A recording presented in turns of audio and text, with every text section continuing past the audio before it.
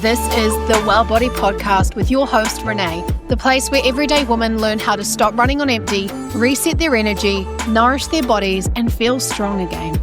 Let's get into it. Welcome back to the Well Body Podcast. I am so excited that you're back for another episode. This year, we're really anchoring into the theme of energy, and the theme that I'm rolling with over the next month is episodes that are going to help you to implement actionable tips and steps to improve your energy.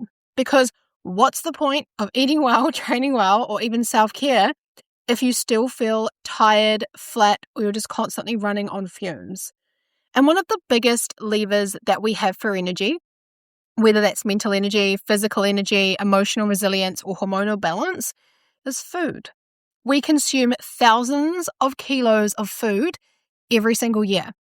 Every mouthful is information, it's instruction, it's communication with your cells.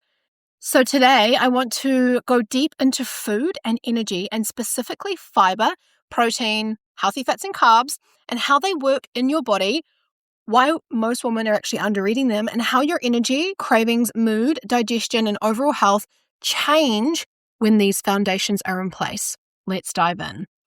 So we tend to think of energy as more coffee, maybe more sleep, or something's wrong with us if we're tired.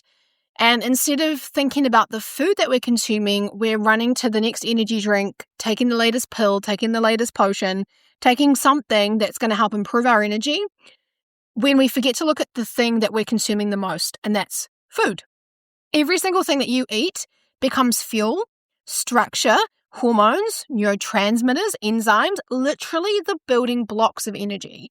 Your mitochondria, which you might have heard me mention this before, which is the tiny little energy factory in your cells. So think of it as like the driver of the cell in your body, and you have trillions of these cells in your body, needs nutrients, antioxidants, amino acids, minerals, and essential fats. If they don't get them, you'll feel it. So if you're not getting enough of the nutrients that your body needs to feel good, you're going to feel that. So your body's communicating with you by feeling fatigued, feeling lethargic, feeling as though you're having to drag your body along to do anything. That's your body giving you a signal or a sign that she's tired and she needs some help. She needs some attention. So you feel it as fatigue, you feel it as brain fog, you feel it as irritability, you feel the crashes, the cravings, the poor mood, or that afternoon slump where you just want to lie down. But here's the truth. You cannot consistently continue to outsleep or outcoffee poor nutrition foundations. Food is information, and today we're going to talk about how to give your body the kind of information that it actually needs to produce energy rather than draining it. Now let's start with fiber. The reason I want to start with fiber is because it's probably one of the biggest missing pieces in our modern diets, and it's one of the biggest drivers of energy. We're living in a global fiber deficit, meaning people are not actually getting enough fiber. Most people aren't even hitting half of their recommended intake, and with ultra-processed foods, refined carbohydrates, juice cleansers, low-carb diets, and convenience eating, fiber has quietly disappeared from plates, and this is massively affecting our energy. So here is why fiber is absolutely essential for your energy. So fiber, when I'm talking about fiber, I'm talking about plant-based foods. I'm talking about vegetables, fruits, seeds. I'm talking about whole grains. I'm talking about foods that are some starchy, some non-starchy, but a lot of these foods do come from the ground. They are whole-based foods. Now, fiber travels to your large intestine, and this is where all your microbes live. So let's just break it down a little bit just to give you a visual. You eat food, okay? So digestion starts when you look at the food. You put the food in your mouth, you chew it. Digestion is happening, like the enzymes are helping to chew and break down the food. You swallow it down your esophagus, goes into the stomach. And then once it's in the stomach, it doesn't just stay in the stomach, it gets dispersed out into the smaller intestines, which are actually huge. Like if you were to roll out your small intestines, which might be a gross visual right now, but it would take up a couple of tennis courts. Now, it's then goes through to the large intestine, okay, the larger, thicker intestine, which is like banded around those small intestines. Now, this is where all the microbes in your body live. And most of your digestion will happen in the small intestine, right? But fiber is different. You can't fully digest it. So it moves through the large intestine, and this is where the magic happens. Okay, so this is where it's going to feed the microbes. It's going to help clean the body out. Fiber feeds your gut microbes who create the energy compounds. Okay, your microbes ferment fiber and produce short-chain fatty acids. Okay, now this helps to strengthen your gut lining, which is really important because it's going to impact your digestion. It's going to impact your bloating. It's going to impact your energy, your mood. It's going to help reduce inflammation. And inflammation is a massive driver of hundreds of diseases that we have in our world today. It's going to support your immune system. Immune system is directly impacted by the quality of our gut health and our microbes. It's going to regulate your hunger and satiety hormones, meaning you won't be feeling as snacky and and you're craving as much.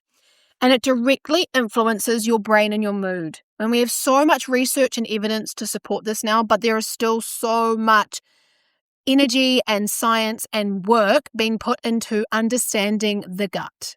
And we're learning that the gut is the most important driver when it comes to our immune health, when it comes to our energy, when it comes to our mood, a lot of things. There's a direct connection between your brain and your gut.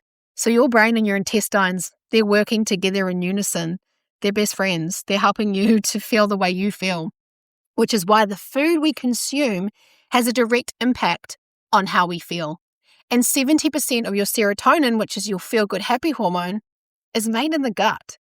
So if we're not eating enough good nutrients and enough good fiber to feed those good microbes, and we're eating too much ultra-processed foods just to stay in a low-calorie deficit, what ends up happening is we're feeding the not-so-good bugs, which can then have a direct impact on how we feel, not just in our body, but mentally as well. So these compounds are literally fuel for your colon cells. Low fiber means low short-chain fatty acids, and low gut function means low energy. Fiber also helps to stabilize blood sugar. If your meals aren't buffered by fiber or proteins or fats, as a matter of fact, you get glucose spikes, insulin spikes, and then crash. So what happens, right? Let's put this into perspective so you understand. Let's say you just ate a scone, which is filled with carbohydrates, essentially. You might have a little bit of fats in there, but it's mostly carbohydrates. It's flour. There might be some sugar, and there might be some dates. So it's a very heavy carb kind of snack, treat, whatever. But let's say you had this for breakfast and it was naked. It didn't have any good fats with it. It didn't have any protein with it. And then you paired it with a hot chocolate. Now you had the scone, you had the hot chocolate, very high sugar, very high carb. And it's okay to have every now and again, but I'm using this as an example. Now, if you just ate that on its own, you're probably going to have a massive glucose spike, okay, which massively affects your energy. And then you'll have this crash not long afterwards where you start to feel tired, foggy, heavy, snacky, craving more sugar, and then needing more caffeine. And generally what will happen is we reach for something else sugary, like a juice or some fruit on its own, and we've only consumed high-carb foods, lots of sugar. And I'm not demonizing fruit here, I'm just using this as an example. You have your juice, you have a piece of fruit, and then you get to the afternoon and you just cannot control the hunger anymore and the cravings, and that's when we go to town on the cupboard on everything and anything. So when we're not getting enough good fiber and we're not pairing this fiber with fats or protein, it's going to massively impact our energy because our glucose levels are spiking, and then that causes that crash. When we have more fiber in our diet, it will slow down digestion and it releases glucose slowly, creating stable, calm, sustained energy. So for example, having like a vegetable starter with your meal, let's say it's got some broccoli, some beans, and some Brussels sprouts, and you eat that, that's going to slow down digestion and help to release glucose slowly. So you have those veggies, you have a couple of eggs, and let's say then you have a little bit of your scone. Well, your scone wouldn't affect you as much because you've had that good fiber, which is acting like a glue to help you slowly digest the scone, which means you're less likely to feel bloated and irritable. Okay, so that's giving you like a deeper explanation as to what's happening when we just eat those types of foods, which can be a massive impactor on our mood, right? And then the cycle continues and we over-caffeinate and then we feel wired and then we feel anxious. And these are all communication signals that our body is trying to give to us so that we do make some change. It almost feels as though there's a massive threat, Fibre also reduces cravings and supports hormonal balance, okay? So when fibre is high, your meals keep you full. You feel fuller for longer. Your blood sugar is steady. You crave fewer sweets. Your bowels are regular, which is really important. If you're not pooping every day, you need to address your fibre intake and your hydration. Pooping is important, okay? And your liver detoxes hormones better too. So many women tell me that their cravings magically disappear when we increase plants on their plate. It's not actually magic. Well, it's the magic of plants, yes, but it's physiology. And you got to think, imagine what we ate in the wild or back in the day before commercial food was a thing. We ate a lot of plants, we ate a lot of seeds, and when we could get our hand on some good quality protein like venison or chicken, we ate that too. But the majority of the time we were probably eating eggs because they were probably an easier to source. Milk-based products because we could turn that into yogurt, kefir, butter. This is probably later on down the track, you know what I mean? Once we discovered we could do that kind of thing. And then we probably didn't eat meat with every meal either. That would have probably been just with dinner or lunch or something like that if we could get our hands on it. We probably ate a lot of seeds and berries because we could pick them off a bush or a tree. So you've got to think about the food that really works with the human physiology and what's available to us on the ground, on a tree, and sometimes from an animal. That's the food that we've adapted to eat. But now we're living in a world where we eat so much ultra-processed food that our body's response to that is chronic inflammation. And that inflammation is the gateway to so many diseases. Even things like Parkinson's, dementia, heart disease, all of these types of diseases that we see so commonly in our world today have started from inflammation. And there is so much, talk in the medical world now amongst certain practitioners that are really into the nutrition side of things, which is so important, about how the diet and having a good diet and having good gut health is literally going to prevent you from these diseases more so than any kind of just like medicating yourself would. So if we can get our gut health and our health in a really good place and improve our energy through food, we're not only improving our energy, but we're actually putting ourselves at a less risk of contracting these diseases that are literally taking the lives of so many people in our world. Okay? So a little tangent there, but it's just so important to start making a conscious choice to improve your overall nutrition for your overall well-being and your future health as well. So, as I was saying, fiber will reduce the risk of long-term disease, and this isn't just about today's energy because high fiber will reduce the risk of bowel cancer, heart disease, as I said, type 2 diabetes, chronic inflammation, which is the gateway to a lot of these, and the cognitive decline, which would be things like onset dementia. Because when the gut is thriving, everything in your body is thriving. As easy as adding in more greens and veggies to every meal, beans, lentils, chickpeas to your lunches and your meals, using things like chia seeds, pumpkin seeds, sunflower seeds on breakfast, and swapping white grains for whole grains, adding fruit to snacks or breakfast, and prioritizing color and variety, and also making sure we're adding in 1 to 2 tablespoons a day of some kind of fermented foods. That's also really important because it's feeding the gut as well. And if you could take one thing from today's chat, let it be this. Your energy is directly linked to the diversity of plants that you eat. So the more variety of plants you eat, the better your energy because you're feeding those good gut microbes that are helping your body feel its best. Think about the little energy drivers in your cells. I want you to visualize this. You have a cell in your body, okay? Like your whole body's made up of cells. And in every single one of those cells, you've got this little person riding a bike. And you want that little person to be riding her little heart out to keep your body thriving and feeling good so that you don't need to sleep at 3 p.m. and you're feeling good and you can do the things you need to do in life. She's driving, she's riding, she's going for it, she's going hard.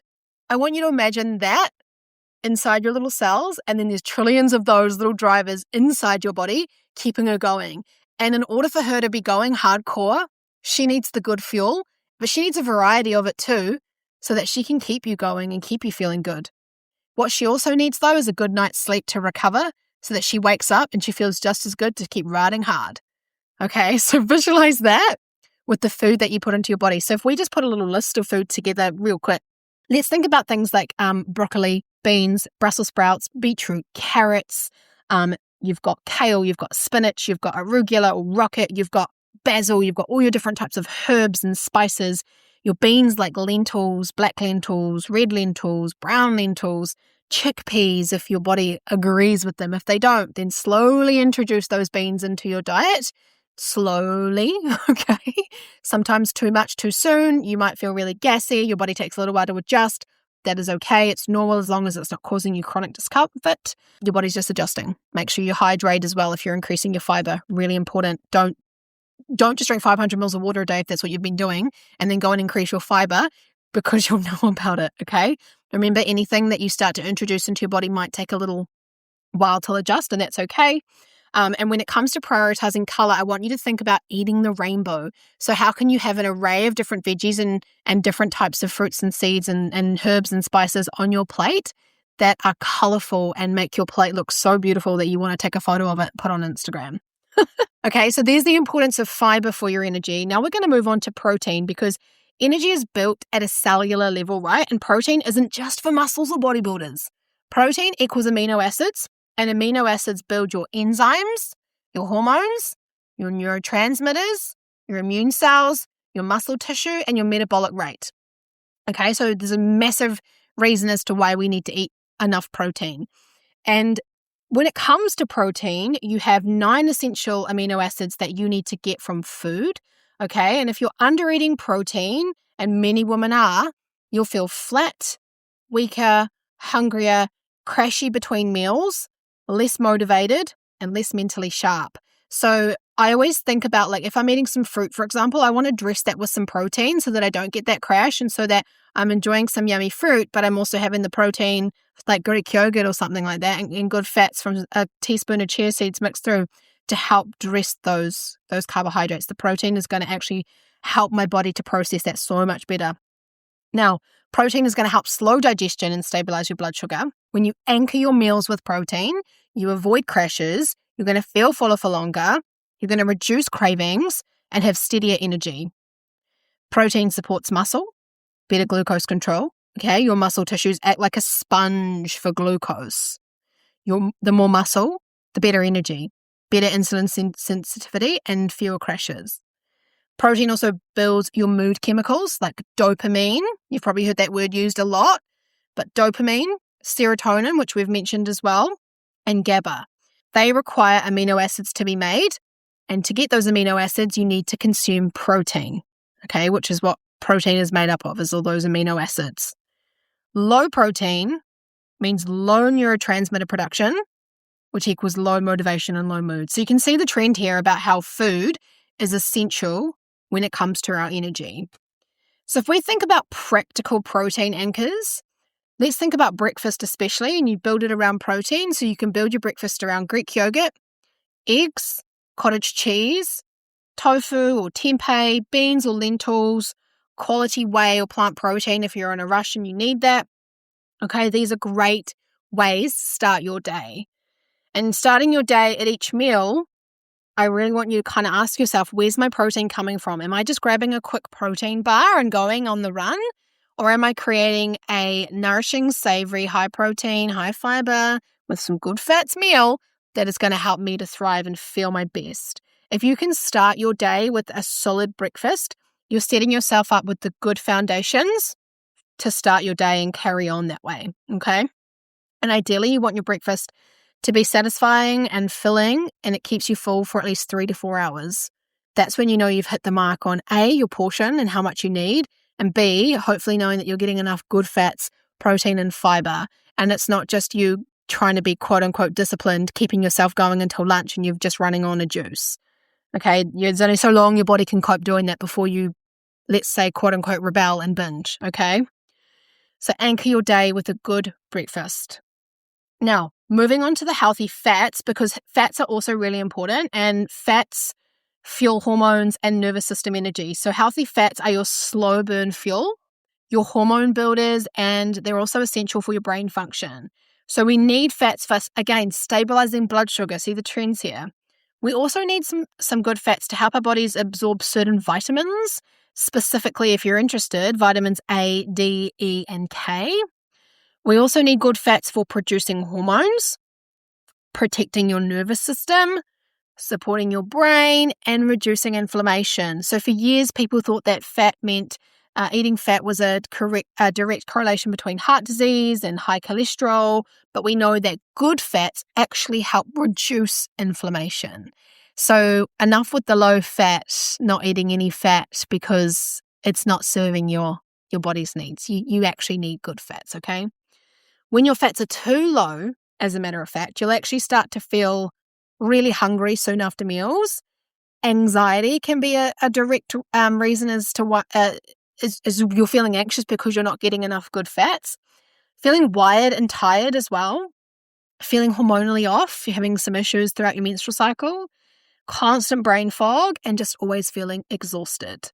Healthy fats to emphasize, and these are the healthy fats I really want you to focus on, not what the keto preachers say. You know how you see some people, they're like going keto, eating their fats, but they're eating like copious amounts of bacon, cream cheese, and like high fat sausages, and they're literally just loading their body with so much saturated fat that it becomes not so healthy. So these are the healthy fats I really want to emphasize, and they are extra virgin olive oil. There are so many studies that have been done on extra virgin olive oil. It is so incredibly healthy. It's such a healthy fat, good fat. Avocado, another incredible healthy good fat. Okay, these are the top two: avocado and olive oil. Absolute, just must-haves in the diet. If you don't like avocado, well, that's okay. Just try and have some olive oil because these two are so incredible. Nuts and seeds, things like chia seeds, which contain omega-3 fatty acids, flax seeds, pumpkin seeds, walnuts. Then we have our oily fish, like sardines, salmon, trout, so incredibly good for you. And then quality eggs. I always say aim for free-ranged pasture-raised eggs. Those are always the best. Eggs that you can get off a friend or a local farm. Those are always going to be your best quality eggs to choose. Now, these fats make meals satisfying and stabilizing rather than quick highs followed by crashes. It's so okay to eat the egg yolks, okay? We don't need to skip the egg yolks because someone once told us they were going to raise our cholesterol and make us fat. They're not. They're really healthy. And also eggs are full of choline, which is so important for women and especially women who are pregnant, okay?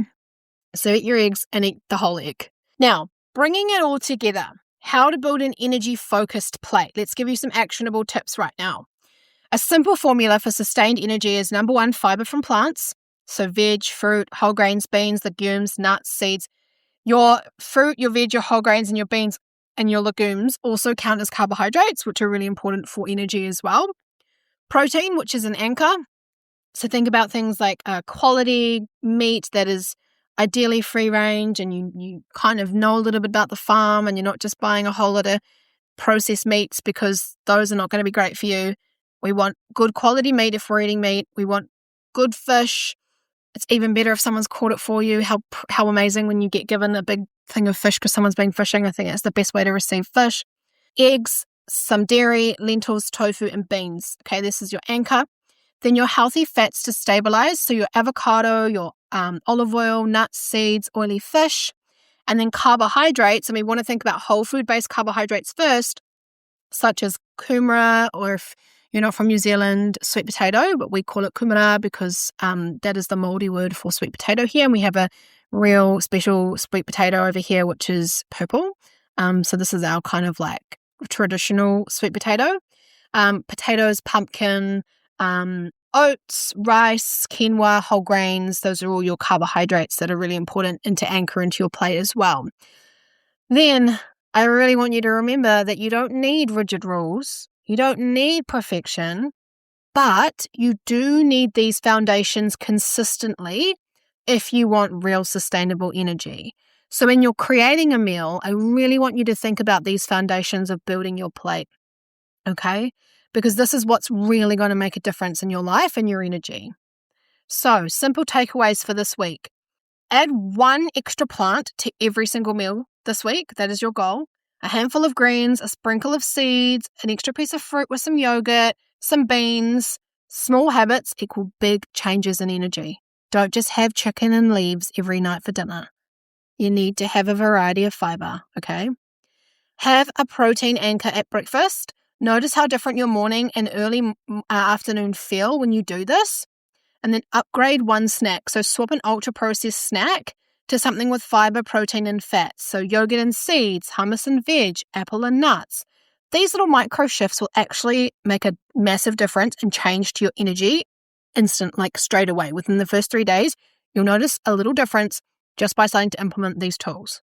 So I hope this has helped you understand the importance of nutrition and your energy and the direct link between what we eat and how we feel.